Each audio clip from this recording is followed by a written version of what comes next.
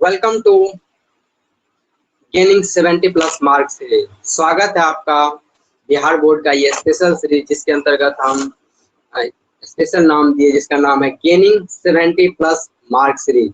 ये क्या है, कैसे है, इसके बारे में हम लोग बात करेंगे। उससे पहले हम बता रहे हैं, हम है डीके और हम अलग अलग ऑनलाइन प्लेटफॉर्म पर क्लासेस ले रहे हैं। आप अलग अलग प्लेटफॉर्म के माध्यम से देख सकते हैं, जैसे यूट्यूब पे आप हमारे क्लासेस देख सकते हैं, अटैचमेंट पे लाइव देख सकते हैं। और हमारा प्रोफाइल है कि हम बीए इन पॉलिटिकल साइंस है, पॉलिटिकल साइंस में मेरा बीए है, और एमएससी इन केमिस्ट्री, केमिस्ट्री में मेरा एमएससी है। और करेंटली हम सिविल सर्विसेज के लिए प्रिपेयर करें, जिसके अंतर्गत अलग अलग हम सिविल सर्विसेज एग्जाम को दे। सिविल सर्विसेज एग्जाम का मतलब होता है कि जो भी वीडियो कलेक्टर एग्जाम होते हैं, उन एग्जामों को हम प्रिपेयर करते हैं। हम इस क्लासेस को स्पेशल डिमांड पे ले रहे हैं, जिसके अंतर्गत लोगों ने, हमारे आसपास के लोगों ने, हम गांव में हैं चूंकि, उन लोगों का रिक्वेस्ट था कि आप क्लासेस लें, तो उनके साथ साथ पढ़ाने के साथ साथ हमने सोचा कि चलो ऑनलाइन प्लेटफॉर्म पे भी क्लासेस ले रहे हैं।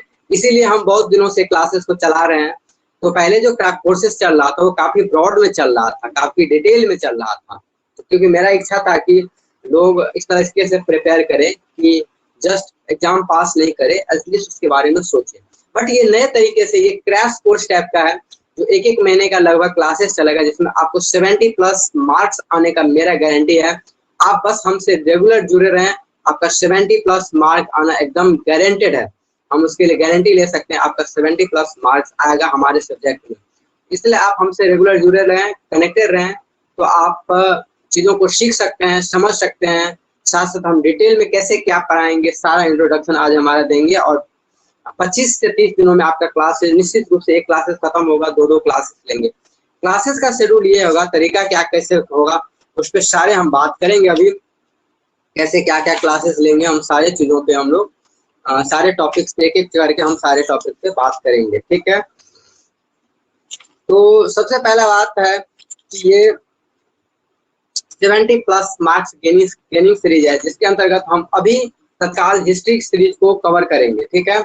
हिस्ट्री के अंतर्गत क्या कैसे कैसे पढ़ करेंगे, तो उसमें हम लोग आपको दिखा रहे हैं क्या कैसे हम लोगों को पढ़ना है, ठीक है। आप 1 मिनट रुकिए, हम आपको पीडीएफ के माध्यम से पढ़ाएंगे। तो पीडीएफ पे हम चलते हैं, जहाँ पे हम आपको बताएंगे क्या कैसे हमारा टारगेट है और क्या हम लोग पढ़ने जा रहे हैं, कितना दिन क्या कैसे लगेगा, ठीक है।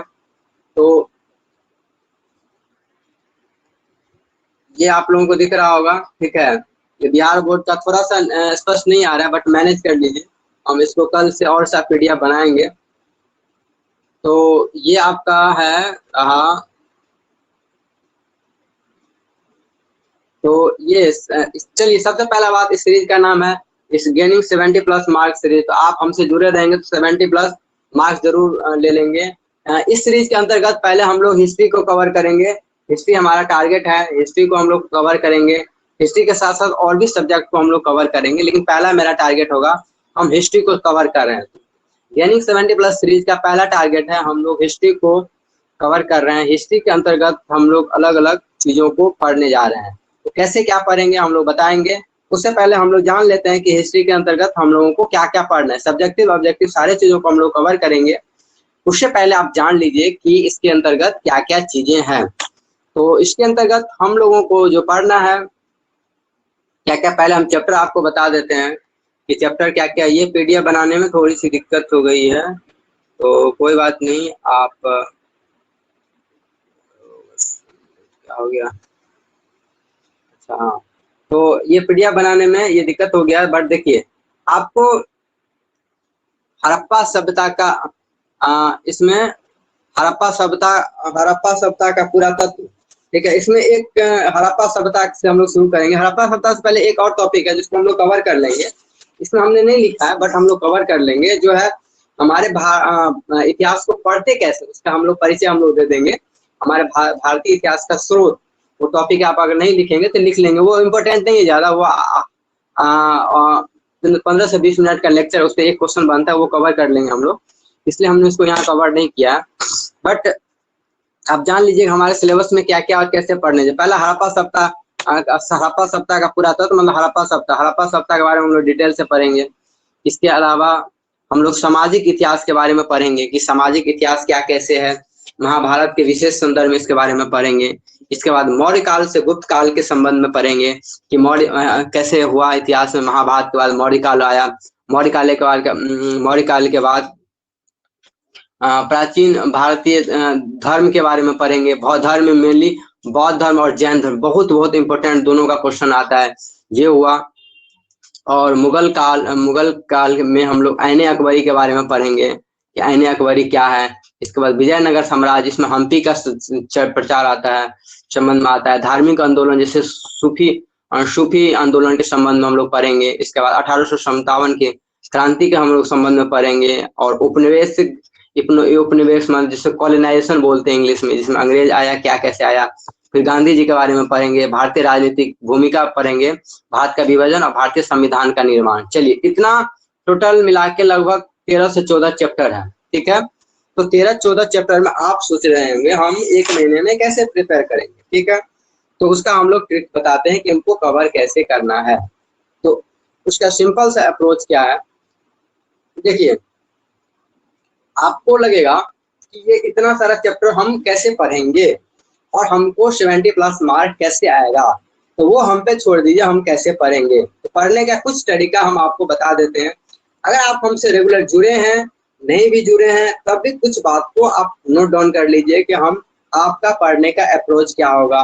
पढ़ने का अप्रोच ऐसा होगा कि आपको 100 का 100% सिलेबस कवर नहीं करना है। सब्जेक्टिव के लिए आपको लगभग 60% सिलेबस को एकदम कवर करके रट जाना है, एकदम कवर करके उतना हम आपको कवर करवा देंगे। प्लस ऑब्जेक्टिव पैटर्न के क्वेश्चन को हम आपको अभ्यास करवा देंगे, उसको डिटेल बता देंगे, आपके दिमाग में फिट हो जाएगा, तो ऐसे याद हो जाए। ऑब्जेक्टिव के साथ साथ 2 नंबर का क्वेश्चन भी आपको याद हो जाएगा। तो वो आपका अप्रोच हुआ। इस तरह से आप 60-70% पे आप टारगेट रखिए, पूरा को याद करने का आप टारगेट मत रखिए।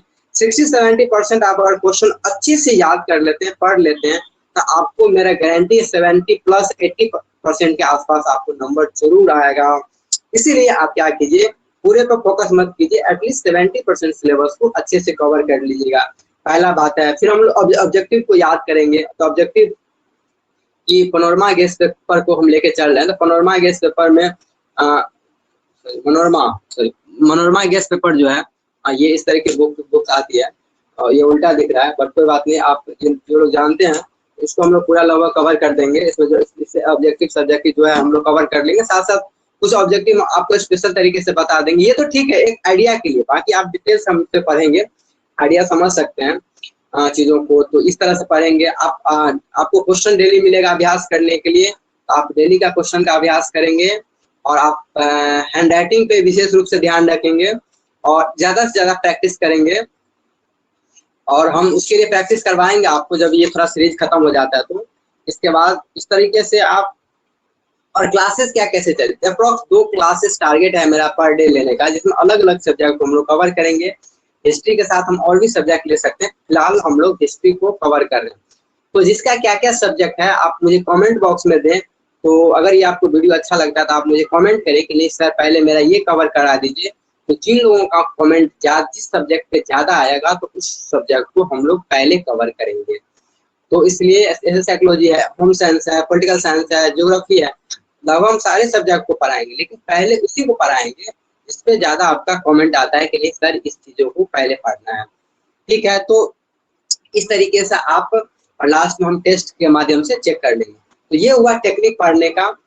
अब हम ज्यादा टाइम नहीं लेते हुए हम लोग स्टार्ट करेंगे पहला चैप्टर, भारतीय इतिहास का। इतिहास के बारे में थोड़ा सा हम परिचय लेते हैं, फिर हम लोग थोड़ा सा आइडिया लेते हैं इतिहास का पढ़ने का तरीका क्या होता है, कैसे सोचते हैं और किस तरीके से हम याद कर सकते हैं कम दिनों में, कम समय में, कम समझ के साथ हम कैसे क्वेश्चन को लिखना है, कैसे याद करना है। आप हमसे जुड़े रहें, हर एक टॉपिक पे हम बात करेंगे कि कम नंबर में, अब कम जानकारी है तो कैसे आप क्वेश्चन को लिखेंगे, कैसे ज्यादा से ज्यादा आप नंबर प्राप्त कर सकते हैं। तो चलिए हम लोग शुरुआत करेंगे। पहला जो टॉपिक हमारा होगा भारतीय इतिहास का स्रोत, ठीक है ना। तो भारतीय इतिहास के स्रोत से ज्यादा क्वेश्चन नहीं बनता है, उसमें ऑब्जेक्टिव पैटर्न का भी बहुत कम ही क्वेश्चन बनता है। तो हम उससे थोड़ा सा पहले हम चर्चा कर देते हैं कुछ इंपॉर्टेंट चीजों के बारे में। उससे पहले आप ये जान लीजिए कि इतिहास का मोटा मोटी अगर आप लोग जीरो से जानते हैं, कुछ नहीं जानते। तो समझ लीजिए इतिहास का क्या अप्रोच है। इतिहास का अप्रोच ऐसा होता है, इतिहास को अध्ययन के दृष्टि से, ये बात हम नहीं लिखवा रहे हैं, आप पढ़े हैं और नहीं पढ़े हैं तो आप लिख लीजिए, आप नोट बना के भी लिख सकते हैं। इतिहास को अध्ययन के दृष्टि से 3 भागों में मोटा मोटी बांटा गया। इसमें क्या क्या है? प्राचीन भारत का इतिहास, मध्य भारत का इतिहास और आधुनिक भारत का इतिहास। ये वर्गीकरण ऐसा है, समझिए आप, ऐसा है कि हुआ यूं, इतिहास का कुछ ऐसा काल आया, क्षण आया, जिसमें अचानक हमारे समाज में परिवर्तन देखा गया। क्या गया? देखा गया, जिसके आधार पर इतिहास का वर्गीकरण होता है। कोई क्लियर कट मानक नहीं कोई किताब मेंशन करता है कि नहीं इसी कारण से हम इतिहास को वर्गीकरण, बस स्टडी के दृष्टि से, उसको सही तरीके से समझने के दृष्टि से इतिहासकारों ने क्या किया है, उसका 3 खंडों में वर्गीकरण कर दिया, जिसमें प्राचीन भारत का इतिहास, मध्यकालीन भारत का इतिहास और आधुनिक भारत। तो हम तीनों को एक साथ मिला के पढ़ेंगे, जिसके अंतर्गत मेरा मेनली फोकस होगा प्राचीन में इंपोर्टेंट चैप्टर को लेंगे, मध्यकालीन में कुछ इंपोर्टेंट मुगल शासक को ले लेंगे, और आधुनिक भारत में जो भारत का कैसे आजादी मिला, कैसे अंग्रेज आए, इन सब चीजों के बारे में हम लोग टोटल अध्ययन करके आपको एक आइडिया, ब्रीफ आइडिया दे देंगे कि आपको रट्टूमल नहीं होगा। आप तो रटेंगे लेकिन आप समझ के रटेंगे, ठीक है ना, ताकि एग्जाम में तो आपको नंबर लाना ही, ताकि आपको आइडिया लग जाए कि हमको पढ़ना कैसे है, कैसे नंबर को लाना है, या आपको कंफ्यूजन हो जाए एग्जाम में तो आप आंसर को कैसे टिक कर सकते हैं। इन सब चीजों के बारे में हम लोग चर्चा करेंगे, इसलिए थोड़ा सा हम लोग पढ़ लेंगे। तो अब सवाल आता है, इतिहास जो हम लोग पढ़ते हैं, ठीक है ना, इतिहास जो पढ़ते हैं तो उसका स्रोत कहाँ से? इतिहास हम लोग पढ़ते कहाँ? सवाल है, इतिहास जो हम लोग पढ़ेंगे तो कहाँ से पढ़ते हैं? हमने पढ़ा, हमने भी कई किताब से पढ़ा, और वो किताब जो जिन्होंने लिखा, जो विद्वानों ने लिखा, वो कहाँ से लिखा, ठीक है ना। तो इसलिए इतिहास के स्रोत के बारे में हम लोग पढ़ते हैं, इतिहास का क्या क्या स्रोत है, उसके बारे में हम लोग थोड़ा सा आइडिया ले लेते हैं कि हम लोग कैसे कैसे। तो इतिहास का अलग अलग स्रोत है, जैसे कि आपका वेद है, पुराण है, इसके बाद अलग अलग धार्मिक ग्रंथ है, विदेशों का विवरण है। तो इस तरीके से इतिहास लिखा गया है। इसमें क्या है, क्योंकि इसका ऑब्जेक्टिव पैटर्न का क्वेश्चन कुछ बनता है, तो उस पर थोड़ा सा 5-10 मिनट में चर्चा कर देते हैं, फिर इसके हम सब्जेक्टिव, क्योंकि इसका ऑब्जेक्टिव क्वेश्चन बहुत कम बनता है, तो हम इसको थोड़ा सा इंपॉर्टेंट चीजों के बारे में चर्चा कर देते हैं, फिर हम लोग आगे बढ़ते हैं कि उसमें क्या क्या चीजें हैं।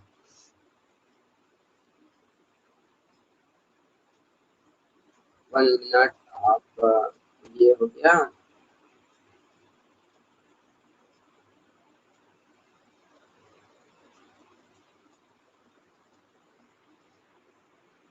ये देखिए, ये लंबा इतिहास का है लेक्चर, ये इतिहास का कैसे कैसे है, ये लुसेंट का है। तो लुसेंट में हम थोड़ा सा हेल्प लेके बस कर रहे हैं, जो आपको इसको पढ़ना नहीं है, बस समझना है। जैसे इसमें इतिहास का दिया है, भारत का इतिहास, नाम, जैसे हमारे भारत का नाम कैसे वर्ष हुआ, तो इसमें भरतवंशी लोग आए, फिर भारतवर्ष जो है, भारतवर्ष का इस तरह से हमारे यहाँ नाम पड़ा है। इसके बाद धर्म ग्रंथ वगैरह, जैसे अलग अलग वेद होता है, तो आप लुसेंट से भी पढ़, अगर आपके पास लुसेंट होगा तो उस पर आप थोड़ा सा ऑब्जेक्टिव के लिए पढ़ लें। बाकी एक्स्ट्रा ज्यादा पढ़ने का नहीं, जैसे ऋग्वेद के बारे में आप पढ़ सकते हैं, ऋग्वेद के अलावा जैसे आप यजुर्वेद, अथर्ववेद के बारे में पढ़ सकते हैं, तो इन सब चीजों के बारे में आप पढ़ सकते हैं। तो मतलब मेन मेरा टारगेट है कि अगर कुछ ऑब्जेक्टिव क्वेश्चन को आप देखना चाहते हैं तो इससे आप देख सकते हैं, लेकिन हम बहुत लोग रिकमेंड करते हैं, लेकिन हम चाहते हैं डायरेक्ट आप सब्जेक्टिव क्वेश्चन के माध्यम से, क्योंकि इससे ऑब्जेक्टिव पैटर्न के क्वेश्चन कम आते हैं, तो हम लुसेंट के माध्यम से भी जहां जहां इंपॉर्टेंट होगा पढ़ेंगे, बट हम इसको डायरेक्ट देख लेते हैं कि इसका सब्जेक्टिव पैटर्न का क्या कैसे है। तो हम लोग सब्जेक्टिव वाले क्वेश्चन पे आ रहे हैं। इसमें एक ज्यादा क्वेश्चन नहीं बनता है, एक क्वेश्चन बनता है, उस पर हम लोग थोड़ा सा उसी के साथ साथ हम लोग चर्चा कर लेंगे कि क्या कैसे है, ठीक है ना, और उसमें क्या क्या ऑब्जेक्टिव आएंगे। तो ये रहा आपका क्वेश्चन, ठीक है। तो 1 मिनट, थोड़ा मिस्टेक हो गया, हम बात कर रहे थे कि उसके लेकर कि प्राचीन भारत का इतिहास जो होता है उसका क्या कैसे क्या स्रोत होता है, उस पर हम लोग बात कर रहे हैं, तो थोड़ा उसके बारे में हम लोग पढ़ लेते हैं। ठीक,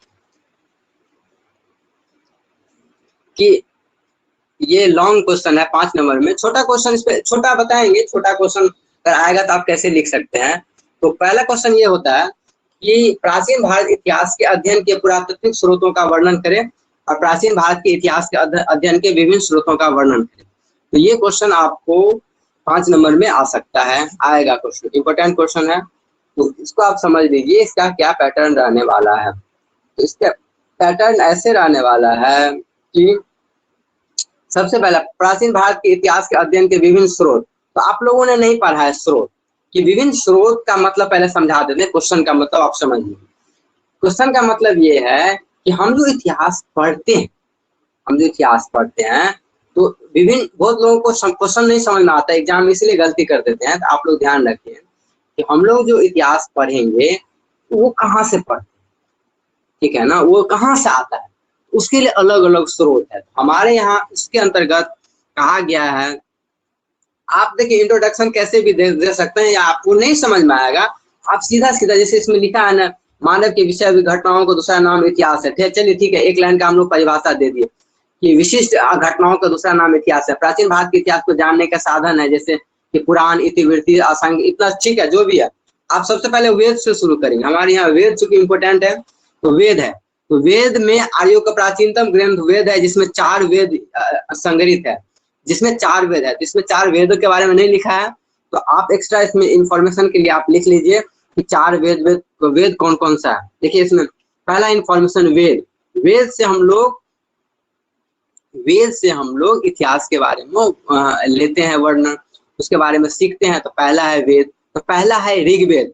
वो उसका लुसेंट वाला पीडीएफ हम भेज देंगे, उसमें दिया हुआ है, इसीलिए हमने लुसेंट को आपको दिखाया था वहां पे, क्योंकि वहां पे डिटेल दिया हुआ है। अगर ज्यादा कोई पढ़ना चाहते तो वहां से आप देखिए। वेदों में पहला है ऋग्वेद। देखिए आप लिखना, आप मैं वो वॉइस को लिख लीजिएगा, समझ लीजिएगा। पहला है ऋग्वेद, दूसरा है सामवेद, तीसरा है यजुर्वेद, चौथा है अथर्ववेद। ये 4 वेद में हमारे भारत के इतिहास के बारे में वर्णन मिलता है कि क्या क्या, किस वेद में क्या क्या चीज लिखा हुआ है, वो डिटेल हम लोग डिटेल से है, लेकिन उतना आपको पढ़ने की जरूरत नहीं। जैसे गायत्री मंत्र वगैरह है तो वो हमारे ऋग्वेद से आया है। इसके अलावा अथर्ववेद में जैसे जादू टोना भूत मंत्र का बात कहा गया है। सामवेद में जो है आपको क्या बोलते हैं, गायन संबंधी चीजों के बारे में वर्णन किया गया है।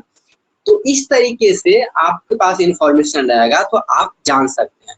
तो हम वेद के बारे में थोड़ा सा आपको पढ़ा देते हैं, क्योंकि आपने अगर वेद के बारे में नहीं पढ़ा है ना, तो वेद के बारे में थोड़ा सा हम लोग चर्चा कर लेते हैं। तो आप 1 मिनट रुक जाइए, 5-10 मिनट आपको लगेगा, लेकिन चीजों को आप अच्छे से समझ जाएंगे। तो आप वेद को थोड़ा समझ लीजिए, ठीक है।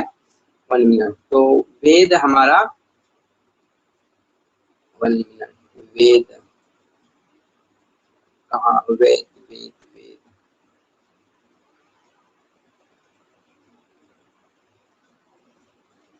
ये वाला पीडीएफ हम आपको सेंड कर देंगे। आपका मन होगा तो पूरा पढ़ लीजिएगा। देखिए जैसे ऋग्वेद में देखिए आपको समझना क्या क्या, थोड़ा छोटा आ रहा होगा, आप मैनेज कर लीजिएगा। इसमें देखिए ऋग्वेद में अगर नहीं दिखेगा तो आप हमको मैसेज कीजिएगा, बताइएगा कि हमको दिख नहीं रहा है कि नहीं, तो हम दूसरा टाइप का पीडीएफ बना लेंगे। जैसे ऋग्वेद में कितने कितने मंडल हैं, ऋचाएं, ये सब आपको पढ़ लेना है। अगर नहीं याद होगा तो कोई बात नहीं है, इसका एग्जैक्ट जैसे कि देखिए ये समझना है कि विश्वामित्र द्वारा रचित ऋग्वेद के 3 मंडल में सूर्य देवता का वर्णन है। ये इसके बारे में काफी पूछता है, लेकिन बोर्ड में इस पर कम ही चर्चा होता है। मेन हमको 1-2 लाइन आपको समझाना है। जो लाइन आपका रहा ये वाला, ठीक है। ऋग्वेद में जैसे कि गायत्री मंत्र का चर्चा किया है, तो आप अगर पूछेंगे तो गायत्री मंत्र का उल्लेख जो है ऋग्वेद में सूर्य देवता को सर्वोच्च समर्पित गायत्री मंत्र है, इसी के बारे में हम चर्चा कर रहे थे। ऋग्वेद के 3 मंडल में गायत्री मंत्र के बारे में चर्चा किया गया। तो आप एक इंफॉर्मेशन ऋग्वेद के बारे में ऐसे लिख लेंगे कि गायत्री मंत्र के बारे में चर्चा किया गया है, बस हो गया ये आपका। और दूसरा आप फिर इसके बाद अलग वेद पे हम लोग जाएंगे। तो अलग वेद में जैसे कि एक मिनट, जैसे कि यजुर्वेद में मंत्र और बलि के संबंध में लिखा किया गया है। तो आप इस तरह से याद रखेंगे, यजुर्वेद में मंत्र और बलि के संबंध में लिखा गया है, इसके बारे में चर्चा किया है। इस तरह से आप अपने भाषा में लिखेंगे आंसर को। तीसरा आपका आंसर होगा सामवेद। तो सामवेद में आपको क्या करना है, सामवेद का अर्थ होता है गान, आपको इतना ही लिखना है। सामवेद का अर्थ होता है गान, इसमें गायन संबंधित चीजों के बारे में कहा गया है। मतलब गान मतलब जैसे नहीं हम सारे गामा पा गाते हैं या गीत का कोई राग गाते हैं, तो वो सब उसके बारे में उल्लेख सामवेद में किया गया है। तो हम लोग इतना सा पढ़ लेंगे इसमें कि सामवेद में क्या किया गया है, गीत का उल्लेख किया गया है। तीसरा पैटर्न ये है आपका रहेगा अथर्ववेद। अथर्ववेद में क्या है कि अथर्ववेद में क्या है, मंत्र वगैरह का उच्चारण किया गया। तो आप क्या कहेंगे, अथर्ववेद में मंत्रों वगैरह का उल्लेख किया गया है। तो ये आपका पैटर्न होगा इस तरीके से। तो इसमें आपको बाकी लगेगा तो आप पढ़ लेंगे, ठीक है ना, ये चीजों को आप कवर कर लेंगे। तो तो हम बात कर रहे थे इस तरह से, ये तो एक वेद हुआ। देखिए एक समझिए, जब आपको 5 नंबर क्वेश्चन लिखना रहेगा, आपको नहीं याद रहेगा, तो जैसे एक वेद में लिखेंगे। वेद में हमारे प्राचीन भारत के स्थिति, सामाजिक और धार्मिक स्थिति के बारे में वर्णन मिलता है। जैसे ऋग्वेद से हमको गायत्री मंत्र के बारे में पता चलता है, सामवेद से गायन के बारे में चलता है, यजुर्वेद में मंत्र बलि के बारे में पता चलता है, अथर्ववेद में मंत्र उच्चारण, भूत प्रेत, जादू टोना, इस चीजों के बारे में पता चलता है। तो सिंपल सा अप्रोच आप इस तरह से याद करें। लेकिन ये एक ही पॉइंट हुआ, समझिए, ये एक ही पॉइंट बनता है इसका। हम आगे पॉइंट बताते हैं, तो इसको अगर 1 नंबर में लिखना है तो छोटा सा लिखेंगे, और बड़ा करना है तो छोटा छोटा करके उसको लिखेंगे। आगे बताते हैं तो आपको समझ में आ जाएगा। देखिए इसमें क्या है, दूसरा पॉइंट है कि रामायण महाभारत, ठीक है ना। तो आप जानते होंगे कि हमारे यहाँ रामायण और महाभारत का जो जिसमें हमारे सामाजिक स्थिति, धार्मिक स्थिति के बारे में देखिए वेद हो गया, इसके बाद रामायण महाभारत। रामायण भारत में तत्कालीन क्या होता है, तत्कालीन राजनीतिक, सामाजिक और धार्मिक स्थिति के ज्ञान का पता चलता है। महाभारत के रचयिता वेदव्यास है। महाभारत में पुराने जमाने के धर्म, राजनीतिक, समाज पर प्रकाश डालता है। बस इतना ही लिखना है आपको। अब देखिए इसमें आपको एक्स्ट्रा जानकारी लिखना होगा, तो आप ये लिख देंगे कि रामायण में राम और रावण के बारे में लिखा गया। जिस टाइम में, उस टाइम में भी हमारे यहाँ औरतों का कैसा स्थिति था उसके बारे में हम लोग चर्चा करते हैं। तो आपको जानकारी रहना चाहिए, उसमें आप सही चीजों को लिखेंगे, थोड़ा सा मिला के आप लिख देंगे तो आपका आंसर सही होगा। बस आप राइटिंग का भी ध्यान रखेंगे थोड़ा सा। जैसे पुराण, नेक्स्ट पॉइंट है आपका, जैसे वो एक पॉइंट पुराण वेद हो गया, दूसरा पॉइंट रामायण होगा, तीसरा पॉइंट पुराण हो गया, चौथा पॉइंट में आप जैसे जीवनियां लिख सकते हैं, या 5वां पॉइंट विदेशी यात्रियों का वर्णन लिख सकते हैं। हम समझा देते हैं सारे पॉइंटों को, आप उसमें से जो इजी लगेगा लिख लेंगे। इसके बाद अभिलेख होता है, इसके स्मारक होता है, स्मारक के बाद आपको मुद्राएं हैं।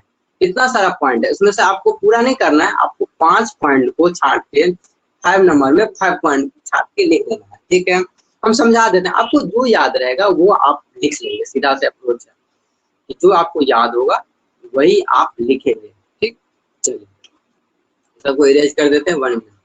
देखिए अब है क्या आपके पास है, जैसे वेद हो गया, वेद के बारे में समझ गए आप, रामायण महाभारत के समझ गए। पुराण में क्या है कि हमारे यहाँ जैसे सबसे पहले ये लिखेंगे कि हमारे यहाँ टोटल 18 पुराण है, पुराणों की संख्या 18 है। इसमें अलग अलग वंश क्या होता है हम लोग आगे पढ़ेंगे, जैसे मौर्य वंश, कण्व वंश, गुप्त वंश, ये सब अलग अलग वंश है। वंश क्या होता है, वंश सीधा सा होता है कि हमारे जो दादा परदादा लोग जो राज करते हैं तो उनके नाम पे चलता है। जैसे राजपूत वंश, मुस्लिम वंश, तो ये सब पढ़ेंगे तो आप समझ जाएंगे। तो अलग अलग वेदों में, अलग अलग पुराणों में उनके बारे में वंशावली मतलब उसके दादा परदादा कौन थे, उसके बेटा से लेके सारा ज्ञान होता है। तो पुराण में, स्मृति में हमको वंशावली के बारे में मेनली जानना है। तो आपको क्या याद रखना है इसमें कि पुराण और स्मृतियां में मेनली हमको क्या पता चलता है, वंशावली के बारे में पता चलता है। वंशावली, आप वंशावली नहीं याद रखा है तो हमारे दादा और परदादाओं के बारे में पता चलता है, आप ऐसे लिख सकते हैं। या हमारे जो विभिन्न वंश है उसके परिवार के बारे में पता चलता है। इस तरीके से भी आप लाइन को लिख सकते हैं, बशर्ते आप ये ध्यान रखेंगे आप जो लाइन लिखते हैं वो सही होना चाहिए। आप क्या सही होना चाहिए, वो लाइन सही होना चाहिए। इसके अलावा पुराण देखिए लौकिक साहित्य, हम लोग जो है पहले हम आपको पॉइंट छाड़ देते हैं, फिर बता देते हैं, सारा बता देंगे। जैसे 3 पॉइंट ये लिखना है, 3 पॉइंट ये लिखना है। इसके अलावा आप जीवनियां लिख सकते हैं, जैसे अलग अलग लोग जीवनियां लिखते हैं, जीवनियां, ये सब चीज आपको समझ में आएगा। तो वही चीज याद रखेंगे जो आपको तुरंत समझ में, जैसे जीवनियां लिखते हैं बहुत लोग, अपने राजा अपने बारे में जीवनियां लिखते थे, या कोई लेखक जीवनी लिखता था किसी राजा के बारे में। जैसे वान भट्ट के लिखे हुए हरचरित रूप में प्रारंभिक जीवनी और दिग्गजों का वर्णन किया। कालिदास के कई नाटक के अध्ययन से पता चलता है तो जैसे वान भट्ट ने हर्षचरित्र, तो हर्षवर्धन के बारे में जो उसमें लिखा हुआ है, वान भट्ट का जैसे जो किताब है हर्षचरित्र, तो ये जीवनी ही है, ठीक है ना। तो उसमें हर्षचरित्र के बारे में लिखा था। वान भट्ट के लिखे हुए हर्षचरित्र में हर्षवर्धन, हर्ष यहाँ राजा था, वो बाद में आपको बताएंगे। तो हर्ष राजा के बारे में, उसके जीवन के बारे में पता चलता है। आप एक लाइन याद रखेंगे सीधा, जीवनिया। जीवनिया मतलब क्या? जीवनिया का मतलब होता है कि जो उस टाइम में लेखक होते थे किसी राजा के, उसके जीवन के बारे में लिखते थे, अच्छे अच्छे बातों को। कुछ लोग बैलेंस करके कुछ उसकी गंदी बातों को, गंदी मतलब था उसका जो निगेटिव पॉइंट है उसको भी लिखते थे, उसको हम लोग जीवनिया बोलते थे। तो जीवनिया में सीधा किसी राजा के बारे में लिखा होता था। उसमें आप एक याद कर लेंगे, जैसे वान भट्ट के द्वारा लिखित हर्ष, बाकी लाइन को आपको नहीं लिखना है, 1 से 2 लाइन आपको याद रखना है। यही देखो, यही हम इसमें आपको बता रहे हैं कि आपको पूरा गेस्ट पेपर रट के नहीं जाना है, आपको छांट छांट के लिखना है। इसीलिए हम ये सीरीज को ले रहे हैं। नहीं तो बच्चे क्या करते हैं, पूरा गेस्ट पेपर रट्टा मार लेते हैं, जरूरत से ज्यादा गलत सलत लिख देते हैं, अब उनका नंबर भी नहीं आता है और उनका टाइम भी चला जाता है। इसके अलावा विदेशी यात्रियों का वर्णन, देखिए क्या हुआ ऐसे कि चूंकि उस टाइम में आपने सुना होगा कि भारत क्या था, काफी विकसित देश था, सोने का चिड़िया कहा जाता था, आप जानते होंगे। उसके पीछे इतिहास है क्या, कैसे हमारा भारत धनी था, कैसे गरीब हो गया, इस बारे में हम लोग लंबा डिस्कशन है, कभी बात करेंगे। फिलहाल समझ लीजिए ये हुआ। उस टाइम हमारे यहाँ नालंदा यूनिवर्सिटी हुआ करता था, तक्षशिला हुआ करता था, विक्रमशिला था। ये अलग अलग यूनिवर्सिटी दुनिया के सबसे इम्पोर्टेंट यूनिवर्सिटी में से एक था। आप सोचते होंगे भारत कैसे आता होगा, जैसे ऐसे अभी कैसे हम लोग अमेरिका जाते हैं, गूगल में जॉब करने जाते हैं, ऑक्सफोर्ड जाते हैं पढ़ने, कैम्ब्रिज जाते हैं, हार्वर्ड जाते हैं। आप सोचते हैं ये सब क्या है? भाई ये सब यूनिवर्सिटी का नाम है, जो हमारे यहाँ नहीं, विदेश में यूनिवर्सिटी बड़ा बड़ा यूनिवर्सिटी सब है, वहाँ पे रिसर्च होता है। ऐसे ही हमारे यहाँ क्या होता था कि जैसे नालंदा में बौद्ध धर्म के तंत्र मंत्र का इस तरह के शिक्षाएं लोग लेते थे, तो बहुत दूर दूर से लोग आते थे।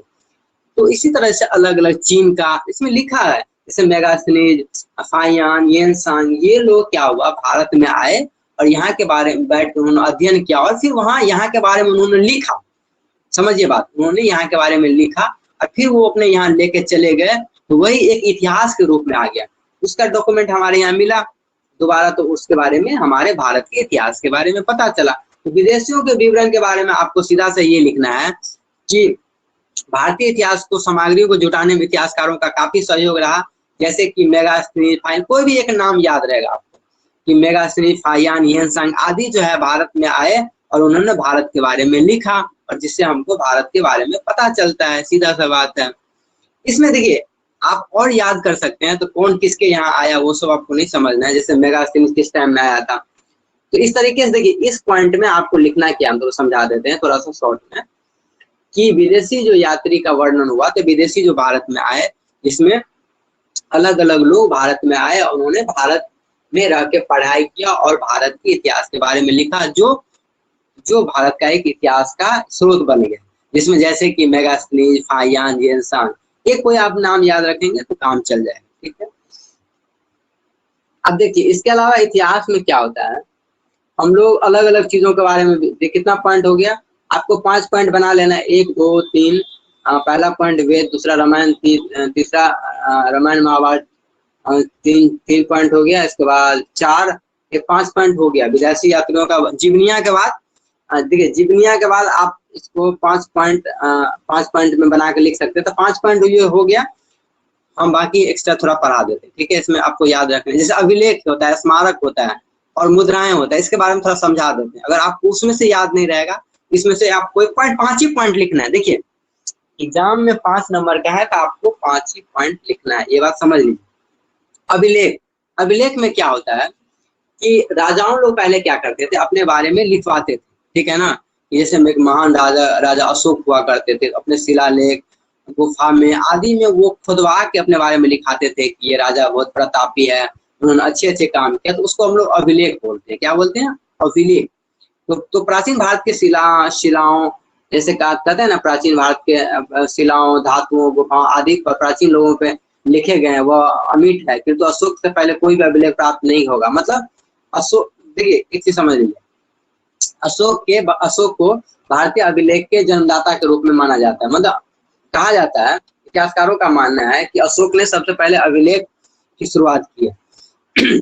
तो आप मान लीजिए कि अभिलेख मतलब समझ लीजिए, वो ठीक है, वो इतिहास का विषय है, कौन क्या शुरुआत किया, बट अभी आप समझ लीजिए कि अभिलेख क्या होता है। कि अभिलेख सिंपली कहीं पे हम खुदवाते हैं, लिखवाते हैं पत्थर पे, तो उसको हम लोग अभिलेख बोलते हैं। ठीक है, समझ में आ गया।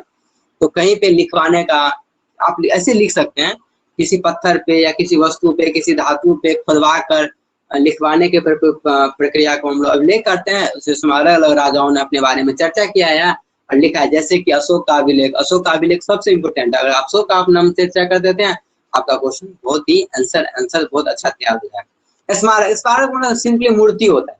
देखिए स्मारक मतलब क्या होता है, मूर्ति। मूर्ति का क्या हुआ अर्थ कि अलग अलग, जैसे कि स्मारक होता है, अलग अलग जगह मूर्तियां होता है, आप अलग अलग मंदिर देखा होगा। सबसे फेमस जैसे ताजमहल। ताजमहल किसका सूचक है, प्रेम का सूचक। तो शाहजहां ने मुमताज बेगम के याद में ताजमहल बनाया। तो वो जो ताजमहल जो बना हुआ है, आज हम उसको याद करते हैं ना, कैसे याद करते हैं, मुमताज के नाम से याद करते हैं, शाहजहां के नाम से याद करते हैं। तो वो ताजमहल है, इसलिए हम उसको याद करते हैं। ठीक है, इसके अलावा अलग अलग मुद्राएं था। मुद्राएं आप क्या बताए, मुद्रा मतलब होता है पैसा। तो उस टाइम राजा क्या करते थे, जिस टाइम का जैसा राजा होता था उस टाइप का मुद्रा चलता था। जैसे कि शक कुषाण वगैरह के टाइम में जो है सोना का, गुप्ता के टाइम में सोना का मुद्रा चलता था। सोना का मुद्रा मतलब सोना का सिक्का चलता था। जो आज आप लोग लोहा का पैसा देख रहे हैं ना, स्टील और कागज का, वो उस टाइम में सोना का चला था। सोचिए कितना धनिक था हमारा देश। तो ये, इसके अलावा कुछ राजा जो है उस पर अपना बीना बजाते हुए उस पर दिखा गया है।